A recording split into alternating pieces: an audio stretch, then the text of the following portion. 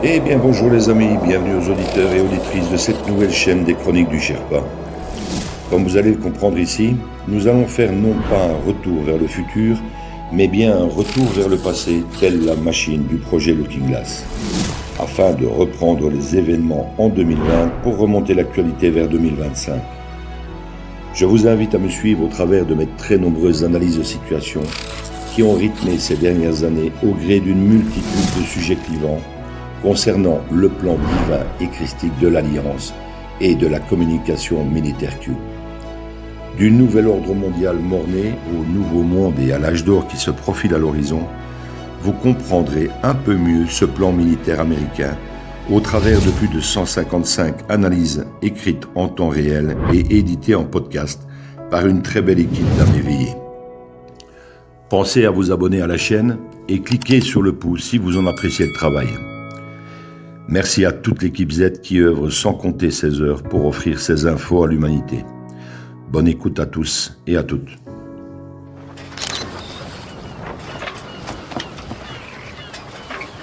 Where we go one, we go all.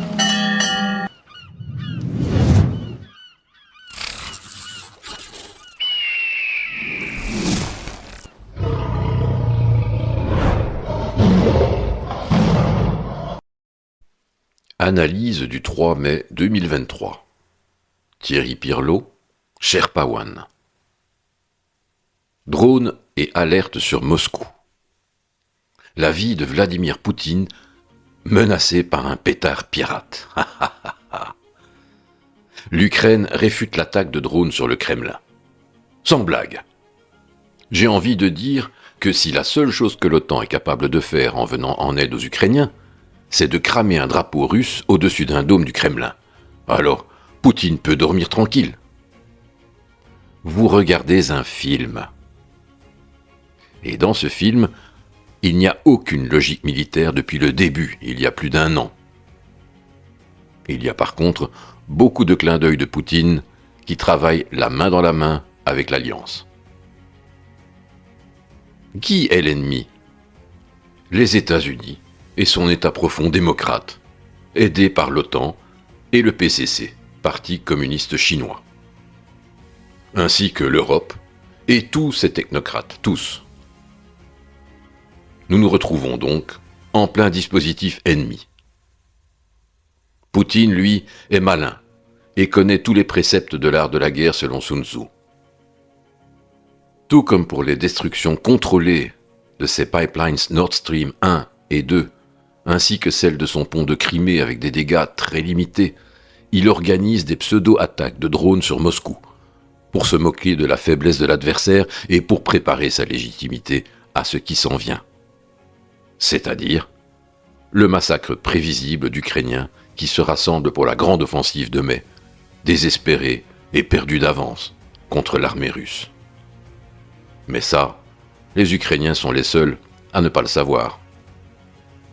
Ce sont des divisions entières, on parle de 700 000 soldats ukrainiens entraînés comme on peut l'être en quelques mois à l'étranger, qui vont toutes passer à la moulinette, chars et matériel OTAN y compris, dans ce qu'on peut appeler un grand sacrifice humain organisé une fois de plus par des États-Unis et ses sbires de l'OTAN, et qui ne sera pas sans rappeler un autre sacrifice de l'État profond, celui du 6 juin 1944 à 6 heures du matin sur les côtes normandes.